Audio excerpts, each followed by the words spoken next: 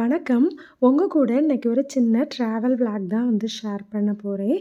இது ஊட்டி டூ கன்னியாகுமரி. நம்ம ஊட்டியிலருந்து கிளம்பி கன்னியாகுமரிக்கு வரும்போது உள்ள ட்ராவல குட்டி குட்டி கிளிப்பிங்ஸா உங்க கூட ஷேர் பண்ணியிருக்கிறேன். ஸோ உங்களுக்கு பிடிச்சிருந்தது அப்படின்னா லைக் பண்ணிக்கோங்க. லாஸ்ட் டே நம்ம தங்கியிருந்த சின்க்ளாரிஸ் ஹோட்டல்லையே மார்னிங் பிரேக்ஃபாஸ்ட்டை முடிச்சுட்டு நம்ம ஊருக்கு கிளம்பியாச்சு. வழியெல்லாம் பார்த்தீங்க அப்படின்னா பச்சை பசேல்னு இருந்தது.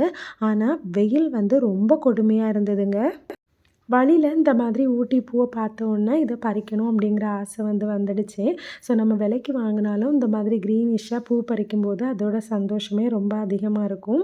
ஸோ கொஞ்சம் பூக்கள் பறித்து எடுத்துக்கிட்டேன். நீங்கள் யாராவது ஊட்டிக்கு போகும்போது இந்த மாதிரி பூ பறிச்ச அனுபவம் இருக்குதா அப்படிங்கிறத சொல்லுங்கள்.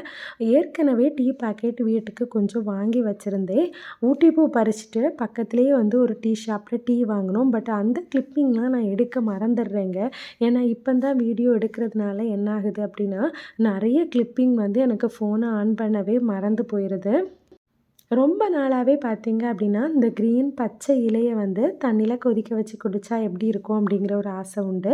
ஸோ இந்த ட்ரிப்பு போகும்போதே அந்த டீ இலைகள் கொஞ்சம் எடுத்துகிட்டு போகலாம் அப்படின்னு வழியில் ஒரு டீ எஸ்டேட் இருந்தது. அது பக்கம் நம்ம இறங்கி கொஞ்சம் டீ இலைகள் பறித்து எடுத்துக்கிட்டோம். வழியிலலாம் பார்த்தீங்கன்னா இந்த மாதிரி இறங்கி இறங்கி கொஞ்சம் கொஞ்சம் நேரம் டைம் ஸ்பெண்ட் பண்ணுறதுல ஊட்டி மலை இறங்குறதுக்கு முன்னாடியே 1:00 ஆயிடுச்சு. ஸோ கொஞ்சம் பசிக்கவும் ஆரம்பிச்சிடுச்சு. இங்கே ஒரு டீ ஷாப் இருந்தது.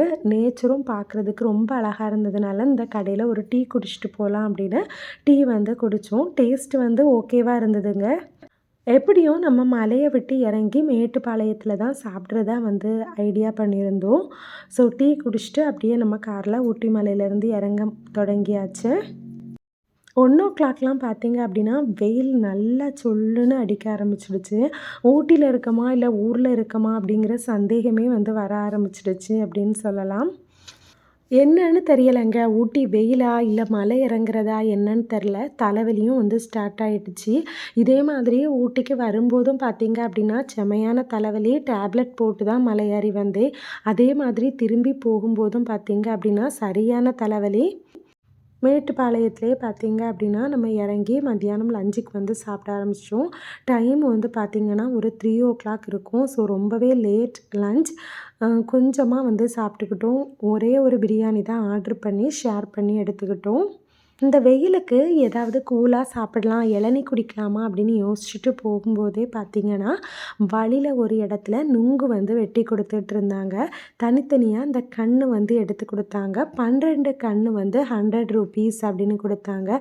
ஸோ நுங்கை பார்த்தோன்னா ரொம்பவே ஆசையாக இருந்தது. எங்கள் ஊர்லலாம் பார்த்திங்க அப்படின்னா இந்த மாதிரி நுங்கை கண்ணாக தனியாக எடுத்து கொடுக்க மாட்டாங்க. ஸோ இது சாப்பிட்றதுக்கு ரொம்பவே நல்லாயிருக்கும். ஸோ 100 ரூபீஸ்க்கு நம்ம நுங்கு வாங்கிக்கிட்டோம். அப்படியே நுங்க சாப்பிட்டு சாப்பிட்டு ட்ராவலை கண்டினியூ பண்ணதில் ஈவினிங் ஆயிடுச்சு. ஈவினிங் பார்த்தீங்க அப்படின்னா வானமே பார்க்குறதுக்கு ரொம்ப அழகாக இருந்தது. ஊர் ஊட்டியிலேருந்து இறங்குனதுக்கு அப்புறமா அந்த வெயில் முடிஞ்சதுக்கப்புறம் தான் நம்மளால் ட்ராவலையே என்ஜாய் பண்ண முடிஞ்சுது. ஸோ இந்த வெயில் நேரம் ட்ராவல் பண்ணுறது ரொம்பவே கஷ்டமாக இருந்தது. ரொம்ப ஸ்லோவாக போனதுனால பார்த்தீங்கன்னா கன்னியாகுமரி ரீச் ஆக எப்படியும் 10:00 ஆகிடும். ஏன்னா ஊட்டியிலேருந்து நம்ம கிளம்பும்போதே 12க்கு மேலே ஆயிடுச்சு. ஸோ கண்டிப்பாக டின்னரும் நம்ம வெளியவே பண்ணிக்கலாம் அப்படிங்கிற ஐடியாவில் தான் போயிட்டுருந்தோம். இது வரைக்கும் நம்ம ட்ரை பண்ணாத புது ஹோட்டலில் ட்ரை பண்ணலாம் அப்படிங்கிற பிளானு. ஸோ நம்ம போன இடம் பார்த்திங்கன்னா டெம்பிள் சிட்டி. சிம்பிளாக ஒரு கீ தோசை சாப்பிட்டுக்கிட்டு அங்கே நிறைய இந்த மாதிரி குட்டி குட்டி கலெக்ஷன் வச்சுருந்தாங்க.